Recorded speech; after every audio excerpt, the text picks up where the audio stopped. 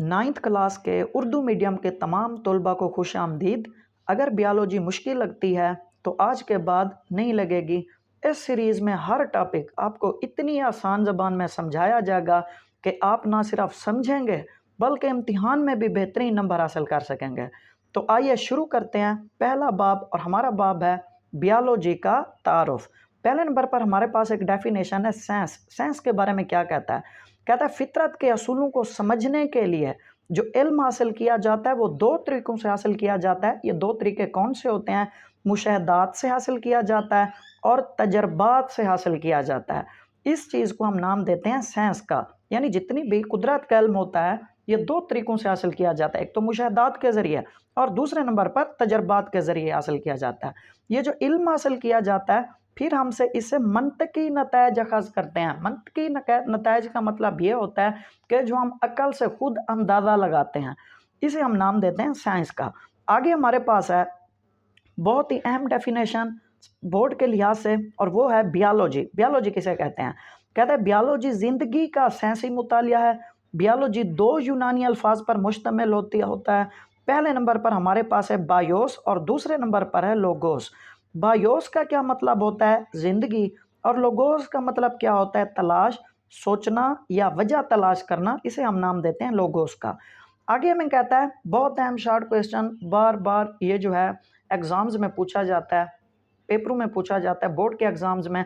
अब एक चीज़ आपने फ़र्क रखनी है, यहाँ पर हमारे पास बियोलॉजी की जो बड़ी डिवीजन्स होती हैं वो सिर्फ 3 हैं। बच्चों याद रखना बेटा, बिल्कुल इस बात को नहीं भूलना, कंफ्यूज नहीं होना। अक्सर ये पूछा जाता है जो बियोलॉजी की बड़ी डिवीजन्स हैं वो सिर्फ और सिर्फ 3 हैं, लेकिन जो छोटी डिवीजन्स हैं वो बहुत ज़्यादा हैं, 20 से 25 हैं आपकी टेक्स्ट बुक में। तो ये फ़र्क नहीं भूलना। अगर वो पूछ लें बोर्ड में पेपर, ये पूछ लें कि बियोलॉजी की बड़ी डिवीजन्स के नाम लिखें, तो आपने ये 3 डिवीजन्स लिखनी है। ये कौन सी 3 डिवीजन्स हैं हमारे पास? पहले नंबर पर हमारे पास है ज़ूलॉजी और दूसरे नंबर पर हमारे पास है बॉटनी और तीसरे नंबर पर है माइक्रोबियोलॉजी। ये आप बच्चों को याद हो जानी चाहिए। मेरे साथ आप इसे रिपीट करें। पहले नंबर पर कौन सी शाख होती है जो बड़ी शाखों में से? वो होती है ज़ूलॉजी। दूसरे पर कौन सी होती है? बॉटनी होती है। तीसरे पर कौन सी होती है? माइक्रोबियोलॉजी।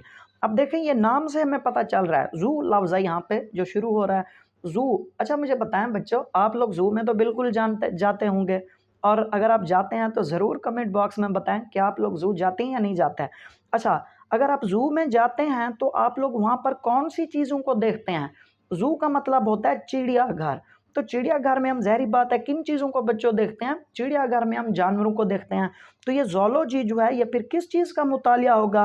कहता है जानवरों के मुतालिक साइंसी इल्म जो होता है या जानवरों का मुतालिक जो साइंसी मुतालिया होता है उसे हम नाम देते हैं ज़ूलॉजी का। इसी तरह हमारे पास दूसरे नंबर पर है वो है बॉटनी। बॉटनी किस चीज़ को कहते हैं? बॉटनी एक प्लांट्स से निकला हुआ लफ्ज़ है। कहता है बॉटनी पौधों का साइंसी मुतालिया जो होता है वो बॉटनी कहलाता है। तीसरे नंबर पर हमारे पास जो बड़ी डिवीजन होती है वो होती है माइक्रोबियोलॉजी। अब देखें माइक्रो का लफ्ज़ आ गया, यानी कि ये माइक्रोस्कोप से निकला है। माइक्रोस्कोप से हम उन चीज़ों को देखते हैं जो हम अपनी आम आँख से नहीं देख सकते। इसी के अंदर इसकी डेफिनेशन है इस लफ्ज़ के अंदर। कहता है माइक्रोबियोलॉजी किसे कहते हैं? माइक्रो ऑर्गेनिज्म का जो साइंसी मुतालिया होता है उसे हम नाम देते हैं माइक्रोबियोलॉजी का। इसकी हमारे पास मिसाल है बैक्टीरिया वगैरह जो है, ये किस चीज़ की मिसालें हैं? बैक्टीरिया वगैरह जो हैं ये मिसालें हैं माइक्रोबियोलॉजी की मिसालें हैं। अगर लेक्चर पसंद है तो वीडियो को लाइक करें, शेयर करें, और ऐसे ही आसान बियोलॉजी लेक्चर्स के लिए चैनल को ज़रूर सब्सक्राइब करना ना भूलें। अल्लाह हाफिज़।